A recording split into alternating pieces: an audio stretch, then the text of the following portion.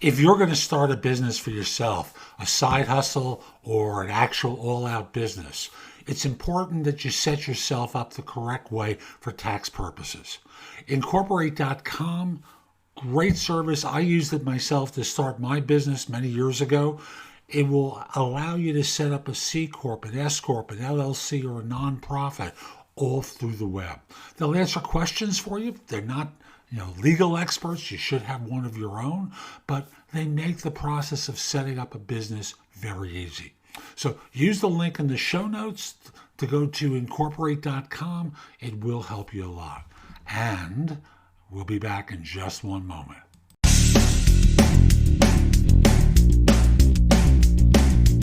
This is No BS Job Search Advice Radio, episode 2137. I'm Jeff Altman, the Big Game Hunter, and welcome to part 2 of my interview with Bill Priestley, where we talk about finding a fulfilling professional life. It is a terrific interview. Part 1 was yesterday. Today is part 2. I do hope you find it helpful. And I hope you give No BS Job Search Advice Radio a great review on whatever site you listen to it on or whatever app you listen to it on. And with that, we'll be back in just one moment. As you know, I'm a big believer in professional branding. And Anchor makes podcasts as a branding tool very, very easy. It's free! And here what you can do is you can record something offline and upload it. You can record something on your phone and deliver it to them. They handle it from there. You can even make money with advertising on your show. Let me also say that they make distribution to Apple Podcasts, Spotify, Google Play, like 9 or 10 different services. Very, very easy.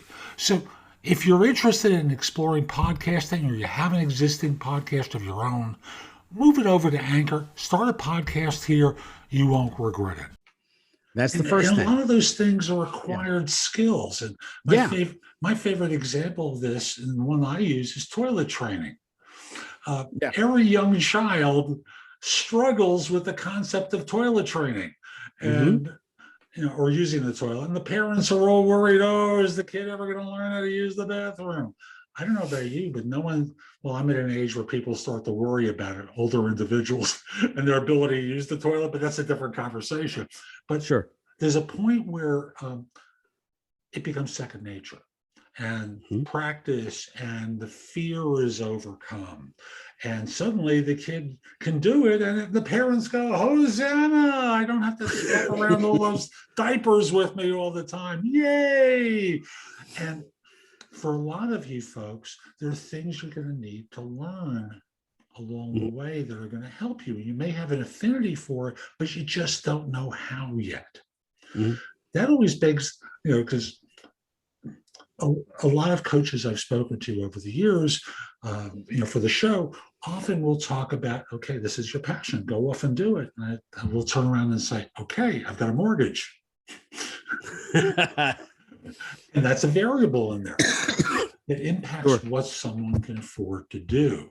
And thus confronting the mortgage, the financials, the responsibility you have to a wife, husband, or partner, the kids, the dog, whomever, whatever. I'm sorry, cats too. The responsibility of cats. I don't want to ignore the cat lovers. I had lots of cats in the past, but the idea becomes taking that into account and whether you can do it now, how you can do it now, so that you don't outstrip your expectations is one of the things I work with. So that, we're talking about a process, but I always bring in, the reality to it is, is your wife or husband on board? If you have to go to school, is that something that you can do, given that you've got the wife, husband, partner, kids, and you're gonna have to do some study too, like what's reasonable. So with ability, there's always the idea of learning, practicality, and stuff along those lines. So once we're looking at ability, I heard you talking about some of the natural stuff that people who have expertise and experiences have, and some of the stuff that people don't have yet. It's acquired. when you're working with people, how do you encourage them to just go off and do it? How do you help them overcome, oh, I don't have enough time for this. I've got a job, and all the other laments that people have? The biggest motivational thing that and I use this myself because unfortunately I've had to face mortality twice in my life, is, all right, imagine let's say we're talking to someone who's 45 years old. Imagine your life in 30 years or 35 years. If you look back, would you regret if you didn't have this opportunity again? Would you do it? I mean, would you do it if you knew that you would regret it 35 years from now? And that usually is enough motivation where it's like, if I really wanted it, I would do it. There's a process a little bit later on in what I do that we look at, because generally speaking, the end result out of this is going to be a list of dream jobs. It's going to have, I mean, it could be anywhere from 5 to 30. Generally, we try to get it between 10 and 15, but they're usually broken down. I break them down into 3 different subcategories. The first is dream jobs that you want to do once. In other words, the things that you would give you the great amount of satisfaction. If you just did it once, you'd be okay. And those are eventually the things that you just call on your bucket list. Is I just want to do this once. That's it. And like people will say, well, you know what, I'd really like to be a baker. Well, once you figure out how hard baking is on a day-to-day basis, once you've done it once, that's going to pretty much fill your cup. That's going to be it. So that's on your bucket list, maybe. And it's something that maybe you just want to do, in your own home, or something that you can do, however you get the opportunity to do it, maybe through a not-for-profit, maybe through a volunteer, that kind of thing. So then the second category would be something that you want to do between 5 and 200 times over the course of the rest of your life. And I would call those hobbies, because you're not completely committed to those things that you think you want to do. But, it's something like, I really love, what's a good example? I really love playing golf. Well, all right, go play golf. And you can play golf and make money at it. Even if you're just, Joe Schmo off the street, or, whatever, you can still, make a little money every 2 or 3 weeks if you just want to go out and do that. If you want to, work with kids, be a teacher, it's not something that you want to do all the time, because you don't want to do the grading and the discipline and all of that stuff. But, that's something that fills your cup. You get to go in, you get to influence kids for a while, and then you get to step back. And, for those that understand the illusion, be like a grandparent, step in for a little bit, then step back, that kind of thing. But then there are the jobs that you want to do every day, that just are going to bring you back every single day. And what I've learned is that most of the time, those jobs seem to take on what I would call the affect of a cathedral architect. In other words, cathedral architects are some of the most interesting and just dedicated people on the earth, because when they design a cathedral, they won't see the final product. It'll take 100 years to build. It's not going to, for instance, the cathedral in Barcelona is just now getting finished after being started 100 years ago. Washington Cathedral up in DC, I think, took 85 years to build. The architects are long gone from the original drawings of that building. So when you take on a cause that is much bigger than yourself, that perhaps you are not going to solve within your lifetime, that is at least something that you can say. If someone wants to try and cure cancer, that's a huge goal. I mean, that is a big, huge goal, but it is something that very well may not be solved within our lifetime. It could be. But if you commit to that kind of goal and you want to do it and you want to see it done, basically, maybe because you knew someone who had cancer that you wanted to perhaps save, any bit of data, any bit of information, any bit of knowledge that you can help procure along the way will be a way to continue the fight to end cancer in the world. That's a very noble cause there as well. So when you have a cause that's bigger than yourself, that's usually a very easy way to identify something that you're willing to do for the rest of your life. Now, when it comes to, say, I want to say smaller dreams, but if you want to do something on smaller scales, that gives you the opportunity to do something, maybe complete it. And then now what? What happens when the dream is realized? Now we got to start over. Now we got to do it again.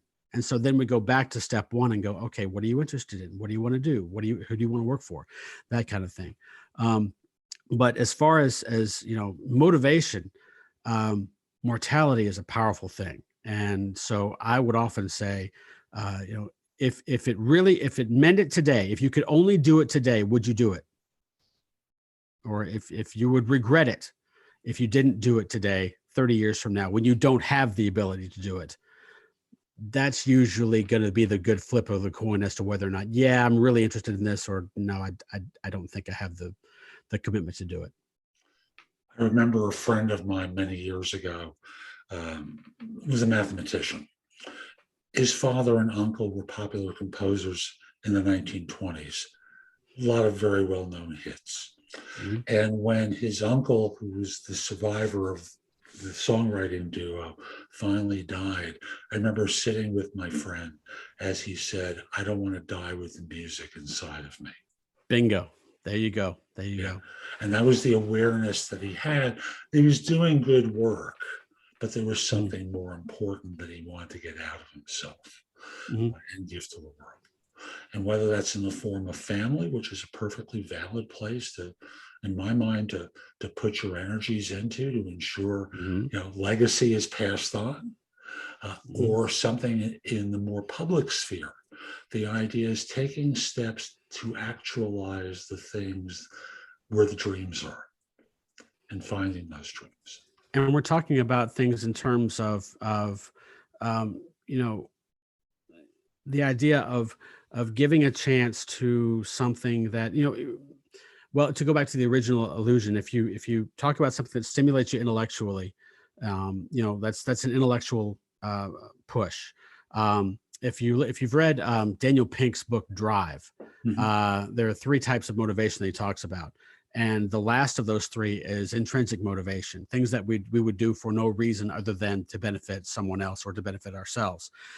And so when you talk about something that's intellectually stimulating, it means you're taking the information in because you want to. And one of the reasons that we do that is because we want to be autonomy. We want autonomy of the situation. We want to be able to think about the situation in the terms in which we want to do it. That's one of the reasons that kids have a lot of trouble in school, is because they want to think about things the way they want to think about them. And the teacher will say, well, you really need to think about it this way so you can understand the next concept, and so on and so forth.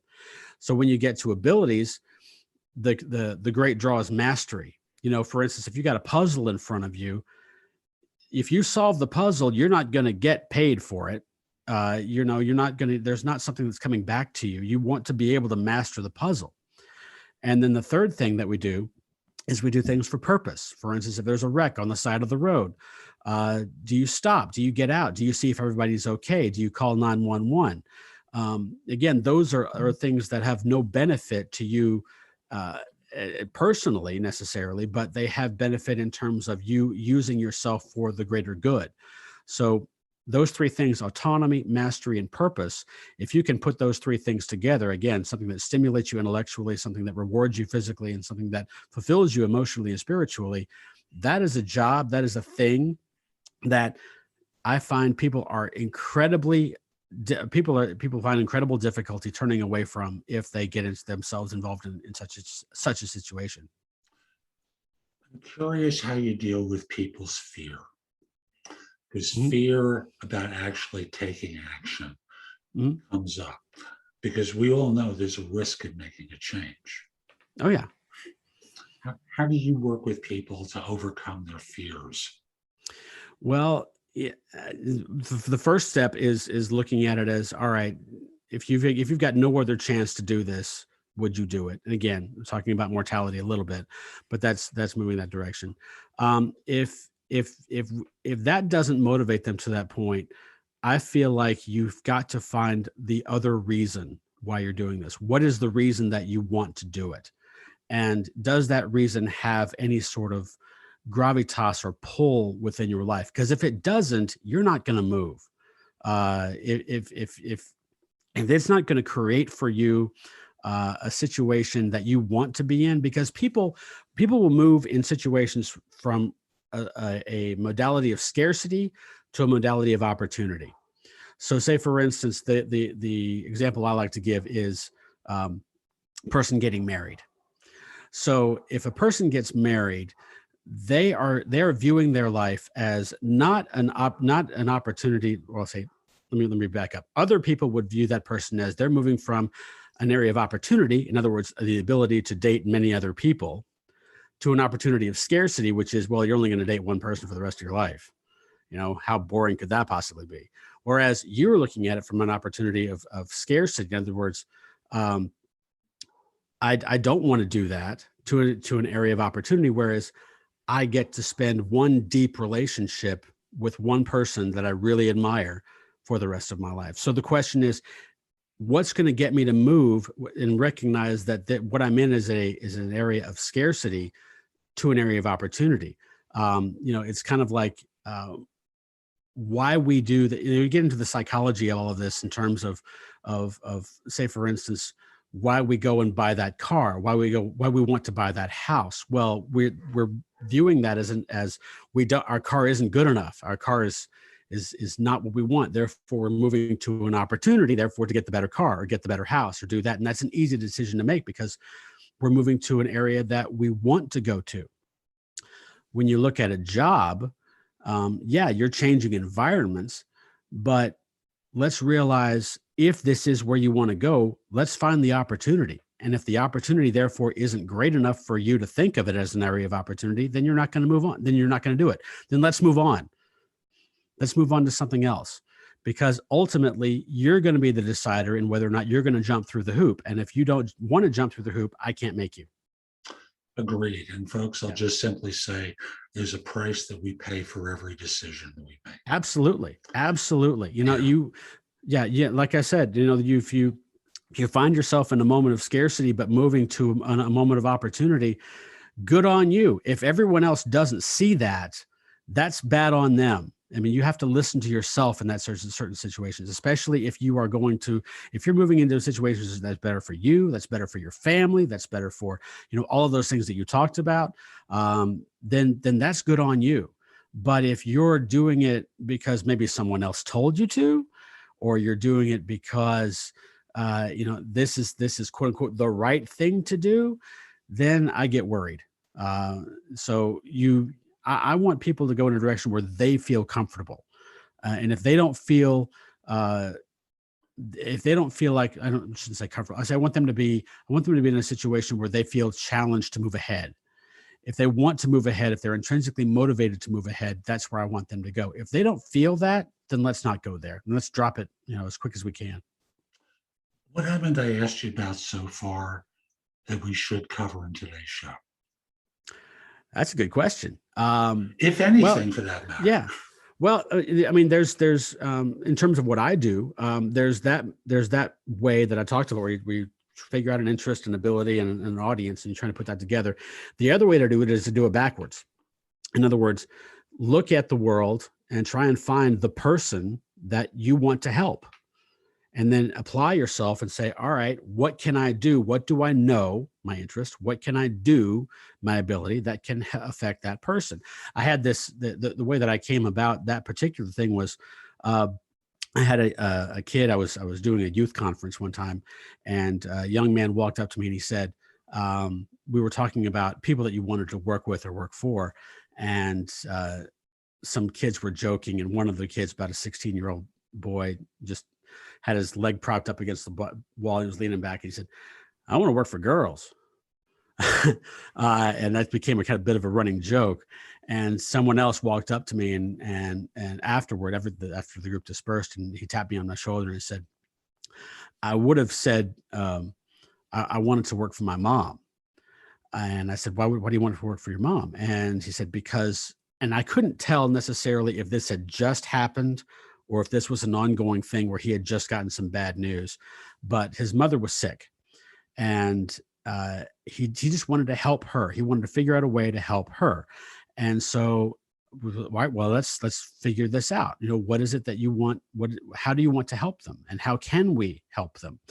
And so, through the course of about a 5-minute conversation, I learned that his father was in the financial arena, and that he kind of liked what his dad did. And so we talked, and he said, well, why don't you become a fundraiser for, an organization that could help your mom? And his eyes lit up and his jaw dropped. And I don't know how that story ends, but it begins with him running out of the building to try and find his dad so he can try and help his mom. So that's in a way that you can start with an audience, start with a person, because he's not only helping his mother, he's helping every woman in that situation, if that's specific enough. He's helping every person in that situation by utilizing his own strengths, his own interest, his own ability to try and rid her of whatever that disease was that was afflicting her. So you can go at it forwards, you can go at it backwards, and it still works. Bill, this has been beautiful. How can people find out more about you and the work that you do? Well, you can check us out on the web at thedreamjobfactory.com. A better way to do it, though, is to go through Facebook, where we've got a closed Facebook group. All you got to do is fill out the questions. If you go there to the Dream Job Blueprint, just search for the Dream Job Blueprint on Facebook, and you can join that group there. And then, of course, we're also on Twitter at Dream Job Factory, and on Instagram as well as the Dream Job Factory there as well. You can also email me through the site if you'd like to, where we also handle coaching opportunities. And you can also check out the online course and the ebook, which is available there too. Beautiful. So that's today's show. I hope you found it helpful. And if you did, here are a few things I can do to help you with your job search beyond simply being your coach. First of all, I've got a new book out called The Right Answers to Tough Interview Questions. It is like a cookbook with answers to tons of interview questions that you're going to be asked on interviews. And if you pair it up with my other new book, The Ultimate Job Interview Framework, they are a terrific pair of books to help you with interviewing. In addition, a new service where you can practice mock interviews.